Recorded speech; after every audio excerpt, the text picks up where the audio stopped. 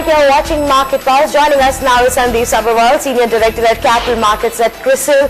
Sandeep, good time for the markets, really touching new record highs. But let's talk about mutual funds and how the performance really has been there. If I was an investor, where would I have made money in the past year or so when we've seen the markets go this crazy?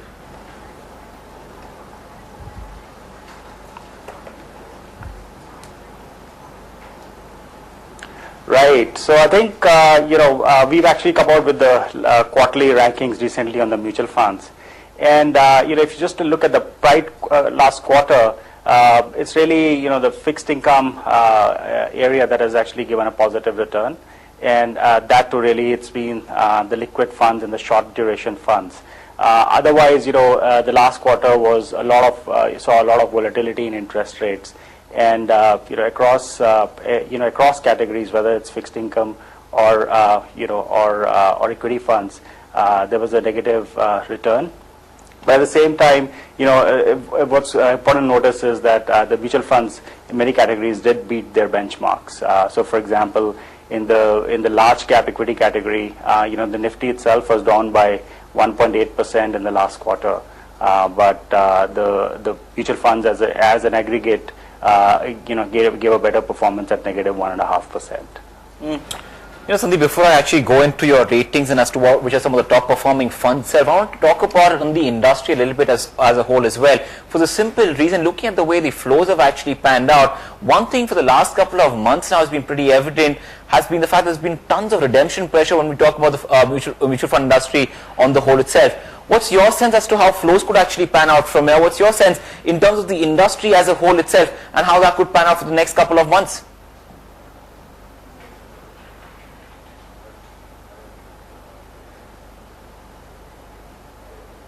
Right. So I think that's a very important point that you've raised, and we saw a significant amount in AUMs in the last few months. So, for example, in the equity category, if we see, it was only in the large cap category that we saw equity inflows. So overall, there were outflows and significant outflows in the small and mid cap category and the diversified category. Even in the fixed income space, if we see, it's really in the income categories, the longer duration, longer maturity, areas where we saw inflows. While in the shorter duration, because for the first time, liquid funds on a few days actually gave negative returns, and that sort of spooked the market. And as a result, there were net outflows on the liquid fund side as well as the ultra short category. So that's overall, many categories actually saw AUMs decline in the last quarter. I think going forward, equities have had a good run up in the last few days, and I think large caps are actually attracting more money, and I think that should if the course were to continue, then that should follow through in the small and mid cap as well. Sandeep, just take us through your methodology for this research also before we discuss what your key findings were.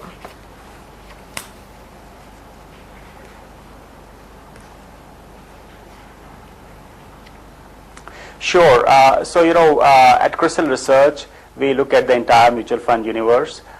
We looked at about 365 mutual funds across various categories, and we divided these performance of those funds into 5 broad areas. Rank 1 funds, which are the best performing funds, and they constitute top 10% of the entire universe.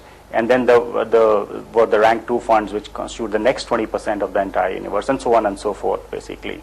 So this is a methodology that we've consistently followed. It's also very important to note that we not only just look at returns, but in our methodology we look at various parameters, including returns, risk, volatility, any concentration, any sector concentration or company concentration that the mutual funds have, the liquidity of the securities that these funds have, and we take a long-term view of performance. So I think overall it's a very, very robust and balanced methodology that we have for all asset classes within mutual funds. So with these factors in mind, what really popped up in terms of best performers for your large caps and also as far as your small and mid caps are concerned?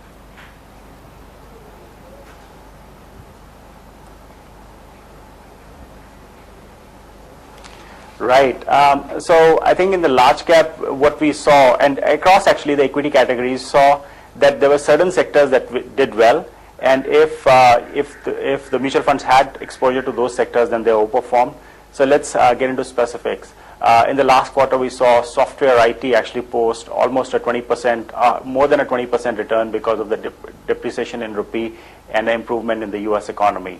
And similarly, after that, we saw pharma stocks and FMCG stocks go up by 9% and 6% respectively. Surprisingly, metals also did well in the last quarter. On the flip side, real estate companies posted minus 20% returns, and due to the significant volatility that happened in the interest rates in the last quarter, banks actually gave more than a minus 17% return. So, it's no surprise when you look at the mutual fund rankings.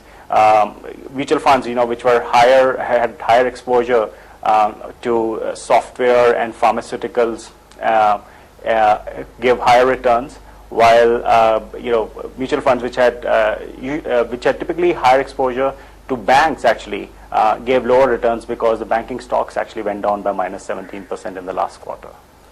All right, Sandeep, then we'll leave it there. Thanks so much for joining in and sharing that scorecard with us as to what you've picked up as far as the CRISIL research is concerned.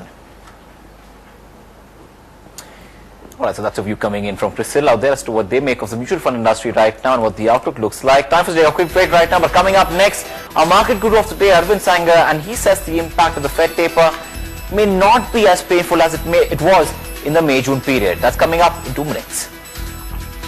The impact, I think, maybe not be as dramatic as it was in May and June, because some of the hot money, particularly on the fixed income side, that left hasn't come back. So I think the impact may not be quite as painful